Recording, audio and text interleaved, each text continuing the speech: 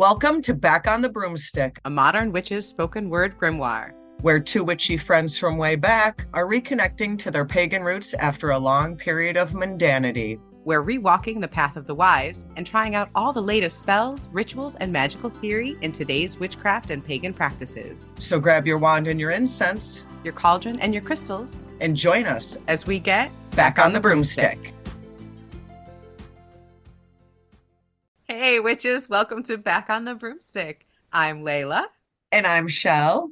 And today we'll be talking about magical names and using a magical name and why you might want to use a magical name and how do you get a magical name? What's in a name? Ooh. That's a good place to start. What's in a name? What is in a name? Let's start there. Have you yourself, Chelle, ever had a magical name? You know, I've actually had a couple. I know the answer to this. I was going to say, you bestowed like half of them on me. Right. You know, I didn't realize the whole magical name thing until shortly after I met you. And I was like, oh, wow, people do that. And the first one I had when I was first initiated into witchcraft, in retrospect, I would not have said this at the time, and you know that because you were there and I never said this. But at the time, I was like, why am I doing this? And it kind of was awkward. I have a name. This is the name I've been known by forever. And it was weird to me to have a different name. But then I kind of shed that skin after several years and went on to the next name, which kind of better suited me, but still wasn't my name. If that makes sense. It makes total sense. Names are very personal and very powerful. And I'm someone, I attach a lot of meaning to names, maybe because mine was so unusual growing up. I mean, the song Layla came out shortly before I was born, and I knew no one else named Layla. And now it's like hugely popular, which I love. I mean, naming my children, it was super difficult. I ended up even not being able to leave the hospital with my youngest because they insisted I name her before I left. And I didn't know yet. Like I had list upon list. Oh, you mean you're not a Kardashian? I think one of them just got named and he's like a year old. Oh, wow. Okay, cool. Yeah. I know now that technically I could have left and named her later. But at the time, with the pressure, I didn't know. But names are super important to me. They mean a lot. I have two middle names, and I made sure that both of my girls had two middle names because, again, a middle name is more like your private name, your secret name. Like a secret name, yeah. Exactly. And we'll get into the reasoning and the history behind why people have a middle name sometimes, both mundane and magical reasons. Now, do you think, let's start this off because there has been some jabber on the internet and social media that you're not a witch if you don't have a magical name. So I want your opinion because I think that's a bunch of hooey. It is a bunch of hooey. My name is my name. Just like you said, your name is your name. And I'm very attached to my name. I go in magical circles by my mundane or regular, everyday legal name, Layla. You're just Layla. There's just Layla. Nothing more is needed. I feel a little bad actually because at the past Beltane that we were just at in the mysteries circle, we were introducing ourselves and someone introduced themselves by their original magical name, which they said they had outgrown. Then they introduced themselves by their current magical name. And I introduced myself as I'm Layla. I'm just Layla. And in retrospect, I feel like it may have sounded like a jab against this person who had gone, talked about all these magical names that they were using. And then I come in and I'm like, I'm Layla. I just go by Layla. And it wasn't. It was just how it came out. It didn't come out right. Yeah.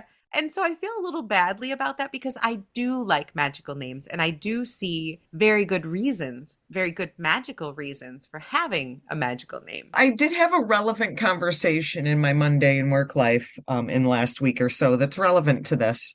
I am in a human services type environment.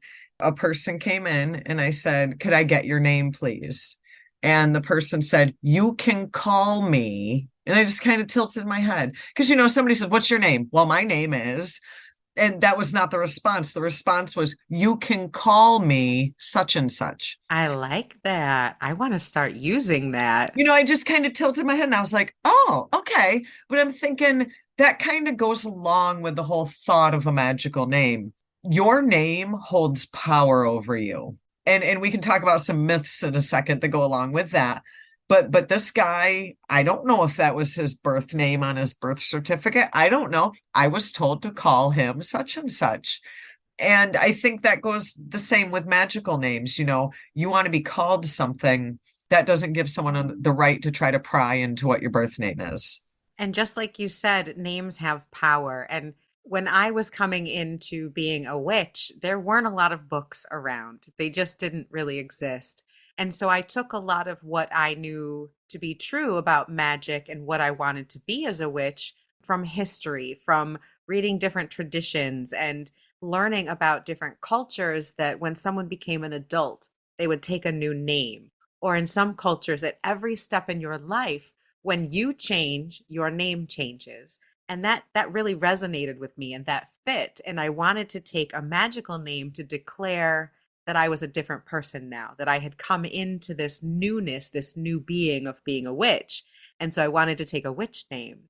My first witch name I took from a goddess. I took the name Caradwyn, and she's like the goddess of witches, goddess of inspiration, of rebirth, of science and prophecy. And these were all qualities that I wanted to see in myself. I wanted to see in my practice.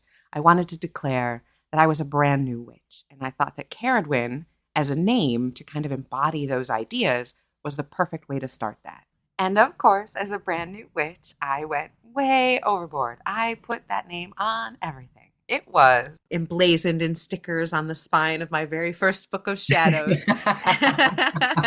And it was because I liked that energy. I felt in touch with that energy of Caradwyn, and I wanted to embody that, which is, I think, something that's a little different in magical names. Sometimes we take it not just because we've entered into a new phase, but sometimes it's something we want to be Right.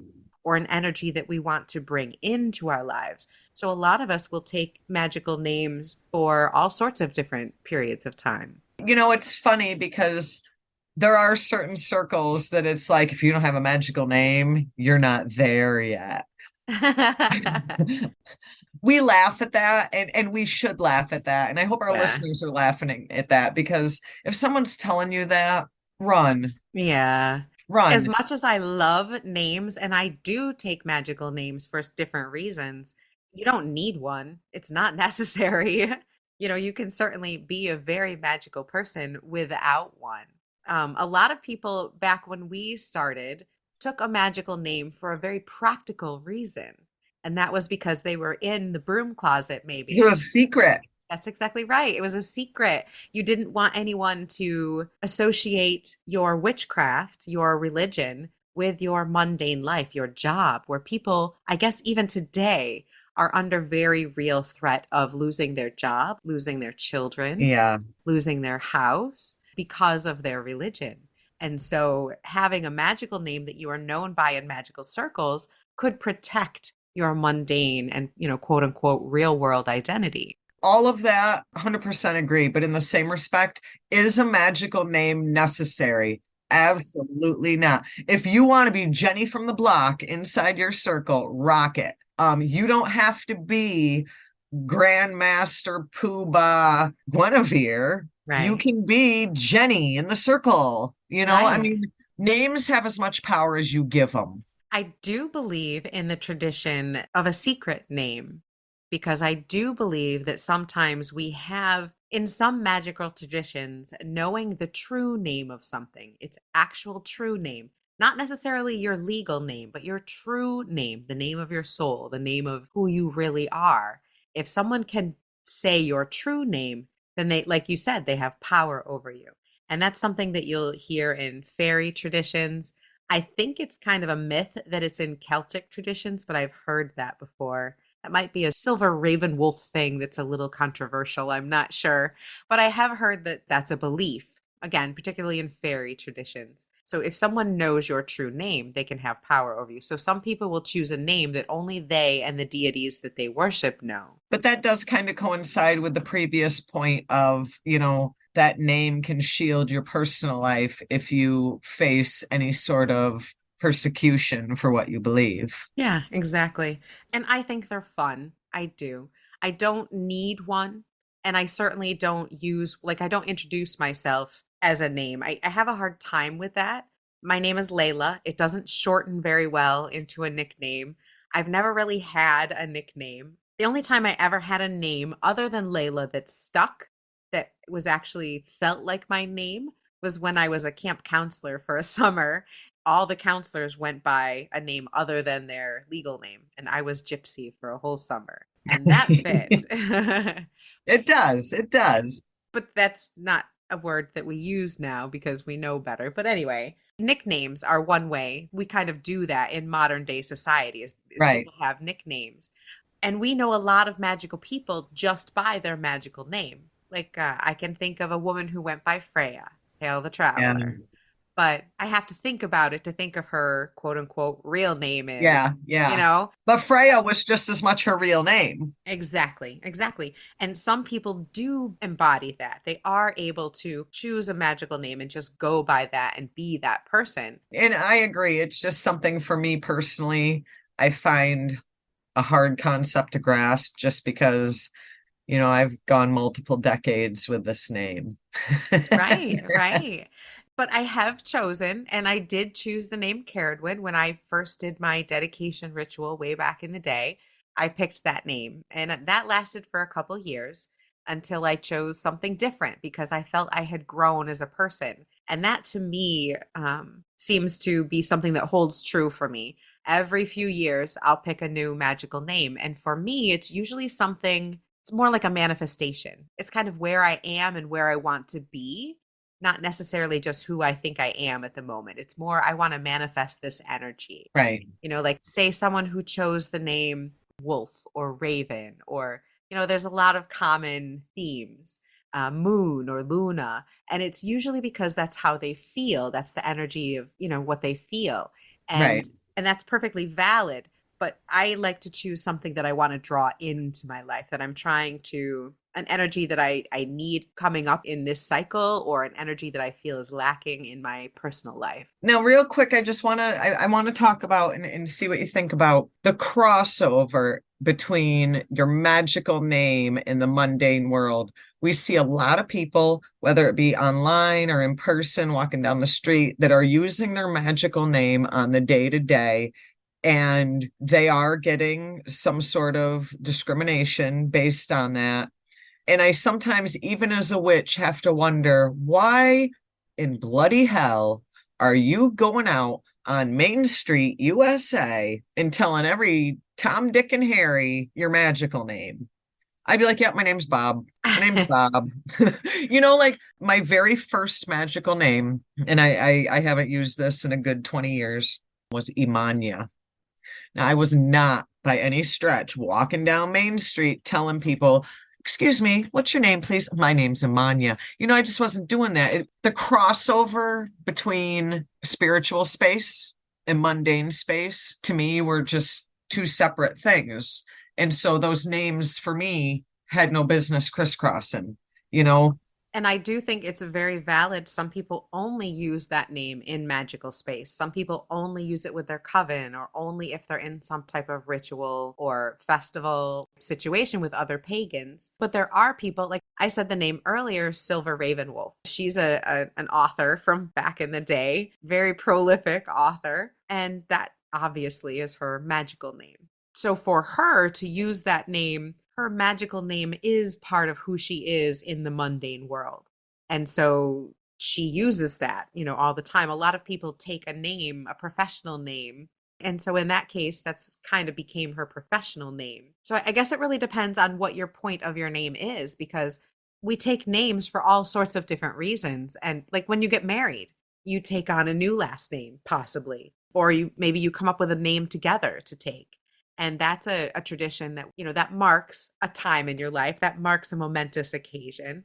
Some people, when they get baptized into a religion or inducted into their religion, just like pagans, take a new name. It's pretty common. So, I don't necessarily have a problem with people using their magical name in mundane space, but it defeats the purpose in a bunch of, I guess it depends on what the purpose is of having that magical name. Is it your persona? Is it who, your public persona that you're trying to be? Or are you just using a name that's supposed to be secret and magical and putting it out there? So I don't know. I guess it would depend on the point of the name. What your angle is with it. Yeah, yeah. Where you're Now, going with it. do you use a magical name now? Currently, I do not. Although I've been thinking more and more about it, because as we've been kind of rewalking this path and doing this, I've been thinking more and more about taking a name, taking a magical name, because I am doing more magical things and being witchier with my life. And so I kind of do want to, it's not something I'll probably share with anyone. I mean, with you, I'll probably tell you, but it's not, it's not something I will Fan it around. go to a Yeah. business and when someone says, well, what's your name? I'm not going to be like, well, you can call me. The Crow Queen. You can, right. I'm not going to be like, you can call me. But it depends. If I'm at the fairy festival, I might say that. I mean, I don't know yet if this is just going to be a private magical name, kind of like a manifestation for me, where I'll pick a deity or an energy that I want to embody or I want to bring into my life. And I will choose that as the name and kind of use that to help me in my magical workings. But I might, I mean, I've thought about it. I do plan on going to a lot of festivals this year. And I did kind of think about having a magical persona, a festival persona that I could kind of, I'm shy, I want to get out there at these festivals. And I was thinking maybe if I took on a festival name, a festival magical name, that might help me break out of my, typical shy introvertedness. What do you think of that? I think that's actually a good idea. And where I'm at, a lot of people have character names. They're street characters, especially during October when Salem is just a nut house. You see some of these people on the street without the makeup and in their street clothes, and you're like, hey, but yet you don't necessarily approach them when they're in their street clothes by their character name. Right. And in their character, you wouldn't approach them by their street clothes name. Some of these folks, it's almost like a switch. When they turn into that persona, it's like they're completely, I don't want to say completely different person because I'm not trying to say that in a bad way, but it's a different side of them. Like they embody that character. Right, right, right. There is something cool about that. I think there's something very magical about that. And I think that's kind of exactly the point that we're making is that sometimes you can take this magical name and then that can help you in magical spaces embody that energy. If I know that, what did you call me? The Crow Queen? Yeah. If I am the Crow Queen, if I say, hey, I'm Crow Queen, maybe that helps me to feel that energy. Maybe I feel more free. Maybe I feel more magical. Maybe that helps me as I'm in ritual space to really tap into that subconscious, that alpha energy. Maybe it might help me feel more magical and engage in a more magical way. Just like you said, kind of embodying a character, kind of being in that kind of space. Any way that you can get your head into that headspace is going to help your magic be more powerful. I think that people really need to look at names as a additional tool. I think that's kind of a good way to look at it in the context of magic, just an additional tool. I love that. It's definitely good. Now, I know you've had more than one magical name, and I know some have been given to you, which can happen. Some traditions will bestow a name upon someone. I believe in our coven, we did that more than once. When someone was initiated in, we would give them a name. It was usually a name that we had discussed with them beforehand. We knew what It wasn't they just liked. some shocking surprise. Right. But we would give them a name. These names had a lot of significance. Again, they were picked to represent the person, represent who they were magically, who they wanted to be magically and in the future, what deity maybe they worked with. We took all of those things into account when choosing a magical name. Have you ever picked a name using numerology? No, actually, I never even knew there was such a thing. I think I spelled the name Caradwin weird. Like one of those parents who has to have the really wild spelling of their kids' names.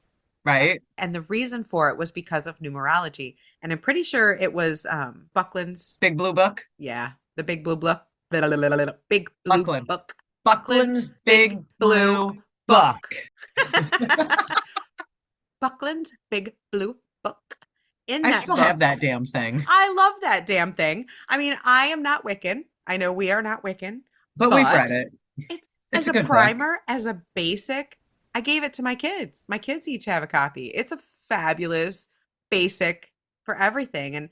And you have to take some of it with a grain of salt and rewrite a lot of it, but I love it. Foundational book, love it.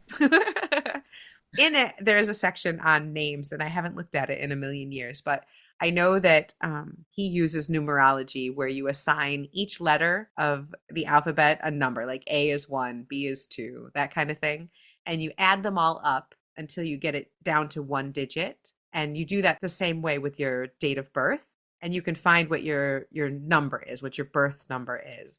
And each number means a different thing. So I remember I was supposed to pick a name that matched my birth number, which is 4, by the way. And so I spelled the name all weird so it would match my number. Oh, Lord. Right?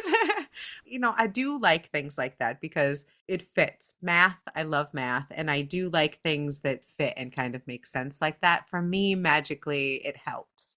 And so different numbers mean different things. So you can pick a name that has a number that matches maybe the vibration or the energy that you want. And so that can kind of help make it more meaningful for you. So that's one way Thank to do God my birth number is also 4, so that you can go through some names and I'll just pick the one you don't like. it. Right. Didn't we at one point, that song Isis Astarte Yeah, Inanna Hecate Demeter? Didn't we at one time have everybody in the coven's magical name set to that? I think we did. All I remember is Enfeo. I remember that.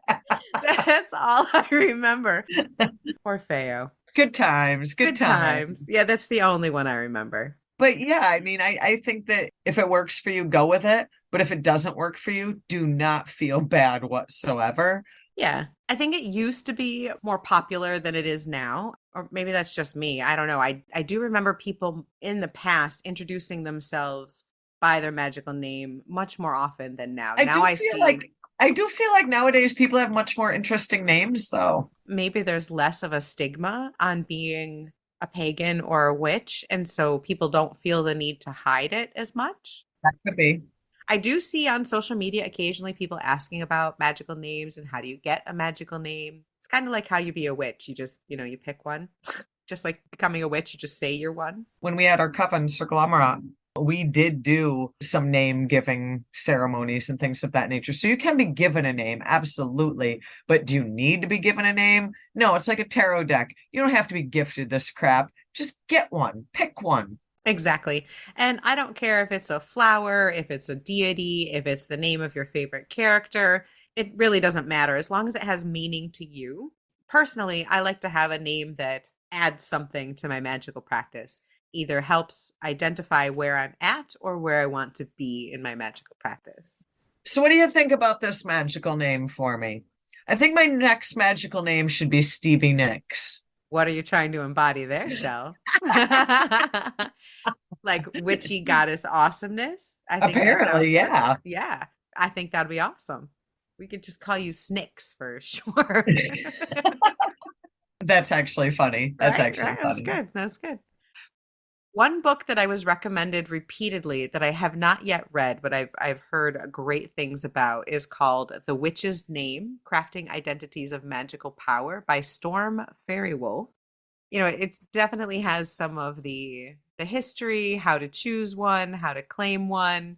They can definitely be a help to deepen your practice if you want one. But like Chelle said, you don't have to have one. And I've certainly practiced for years just being just Laylla. And Just Layla. but then you and I have never had really a problem in the mundane world being worried about being out. So that was never a concern. We never really cared about what other people thought about us. We don't really fuck with demon magic or fairy magic, anything like that where you would need to keep a true name hidden, Right. So that's not something we'd really need to do. So other than just doing it for personal growth reasons, it wasn't really our bag, but for personal growth, I love it. Magical growth, I think it's a great tool. People ask sometimes, how do I get a magical name? Where do I get a magical name? How can I think one up? Well, so I checked out this site. You're going to love this. FantasyNameGenerators.com. So it gave me a couple of names. I just want to put these out there and see what you think. Okay. Helio Frostyfield. No, too frosty. You don't like the cold. Helio, that's sun, so that fits, but no frost. Okay, next. Snowdrop Misty Briar. Well, Snowdrop, obviously, still wrong. Misty Briar, too sweet. No, no. Next. Orange Shine How do you say orange shine? It doesn't go well. Orange shrine. Orange Orange shrine. shine. Nope, nope, sorry. Too much of a tongue twister. Don't like it. Listen to this one. Nutmeg silk ray. I thought you said nutmeg silk rag. And I was going to be like, oh, yeah, that's Shell. I like the nutmeg part. This one, I think this one really embodies who I am. Okay. This website got it spot on with this one. Flicks sparkle griddle. Go nutmeg sparkle griddle. And I think you've got it. I think you've nailed it right there. That's your magical name. Nutmeg sparkle griddle. There you go. Okay. We have a winner here, We folks. do. But I mean, you can pick a stone, amethyst, you can pick the name of a star, you can pick the name of a deity. One thing that we did in our coven was, I believe you had a book of like 10,000 goddess names. The 10,000 goddesses and the 10,000 gods. Yeah. Yeah, and we would kind of open that up randomly and just see where that led. Just be careful, folks, because I have a PSA for you. If you pick Pele, there's consequences. Okay. Continue. But that kind of proves the point that taking a magical name can really bring those energies into your life. Because Right. if you pick a deity, choose wisely because that deity will then pay attention to you if you have chosen that name. And so be careful whose attention you catch. You might want to choose a derivative of that name, or maybe there's a name that's bouncing around in your head. I've heard myself being called a name in meditation before, meditated on what that meant and why and done divination on it and then realized that was actually my name and went with it. But if you're going to pick a name, do your research first, because at one point in my past magical circles, I met a person who went by Rhiannon, and the girl hated horses. Oh, Yeah. that's a little disconcerting. I don't know this for sure. I'm speculating, but I think it was one of those, ooh, that's a pretty name. I like it. I'm going to pick that. And like, didn't know Rhiannon. You know what I Right. And I mean? bet that person had conflict the entire time they Right. used that name because they themselves are at conflict with part of who that deity is. You know how I am. I'm just like, oh, so you love horses? I'm like, Right. no. And I'm like, wait, what? I just like the song. Good luck. You should research the name. You should Right. know the name. Research your own name. I know a lot of us have looked into what our names mean, what our middle names mean. And I think that that's important to know because that is the energy that you're going to bring. If you choose the name Wolf, you're going to probably be surrounded by friends and family and have to start taking on more responsibilities and working within a group. And, I hope you want Embody that. that energy. Yeah. Right. And if you choose Pele, there's going to probably be a lot of change and a lot of foundational shifts and a lot of fire and Disruption. disruption and energy and growth. And that could be difficult. Maybe you're not ready for that. Out with the old in with the new. Yeah. Exactly. Do your research, because as much as names can be pretty and beautiful, the whole reason you're picking it is because there is something behind it. There is something that you want out of it. And maybe that's why the Kardashians took a year to choose the name for their kid because it is important. Right. And I know people who have chosen a name for their child and then later gone through the steps to legally change it because they realized it was the wrong name. Have you ever met people That don't match their name. or do match their name? Like, wow, that's such a Steve thing to do. You're so Steve. All these Steves that you meet are so much the same, right down to the little quirks. Like my theory of name association. Yeah. So is the name dictating a little bit who that person is, or was that person given that name because, somehow the person knew it was going to match their personality? I don't know. We still love all the Steves out there. We're not Yeah. knocking anybody named Steve. We do love you, Steve. You're great. We are talking about people who take magical names, but here's one for you. Mark Twain. That wasn't his name. Happened to be, he happened to be from around where we're from. So we know that that's not his name. His name was Samuel Clemens, but you're not going to find a book authored by Samuel Clemens. They're all authored by Mark Twain. So kind of like as maybe a celebrity or an author would take on a pseudonym, kind of think of a magical name almost like that pseudonym that an author or a singer would take on that pseudonym. I think that kind of helps them embody who they want to be, a rock star or a movie star or whatever. And we can use that in a magical way for who we want to be. Sometimes it helps people to shed their mundane lives. If I'm just Layla going into circle in my regular work clothes, sometimes I might not feel very magical. And in order to properly do magic, you have to feel it. You have to be in the moment. And so if I step into circle wearing a long, pretty robe and I have a circlet of flowers in my hair and I'm holding some pretty crystals and I step into the circle and I say, I am, what did you call me? Crow Queen, Crow I Queen. am I am the Crow Queen and step into circle. I feel powerful. I embody that crow and raven energy and I feel like a goddess. I feel like a magical being. And so sometimes that can help people shed their mundane and step into their magical ritual, their magical lives. Just as you would not necessarily wear your work clothes to ritual, you may not necessarily want to walk into that space being Susie Smith, you know? Exactly. Susie Smith might want to be storm thrower or whatever, and to feel different and to feel more magical in that space to take on that name.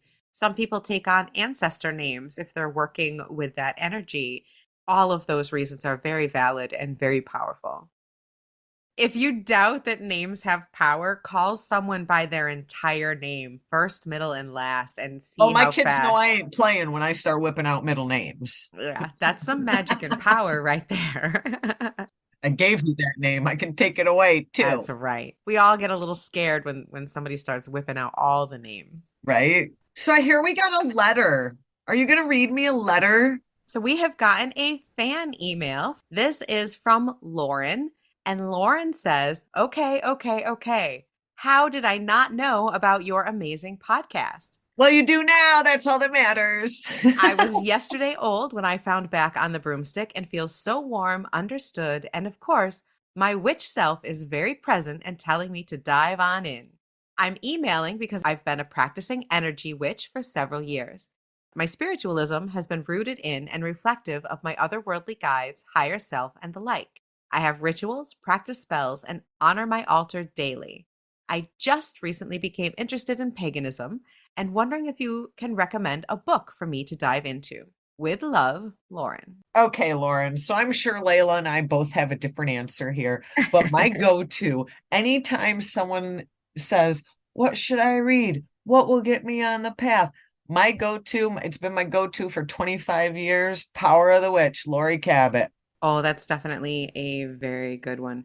I am currently reading The Science of the Craft, Modern Realities in the Ancient Art, and I like it. It's pretty good. It's by William H. Keith. And so that's something right now that I would currently recommend. We appreciate your letter, Lauren, and we hope you keep listening. Thank you so much for emailing. I'm so excited that you found us and blessed be on your path. Everyone else out there, please like, subscribe, send us in your emails, your questions, your tips, your ideas. We're going to try some new things coming up in future episodes. So we hope to hear from you. Email us at backonthebroomstick@gmail.com. Keep it witchy.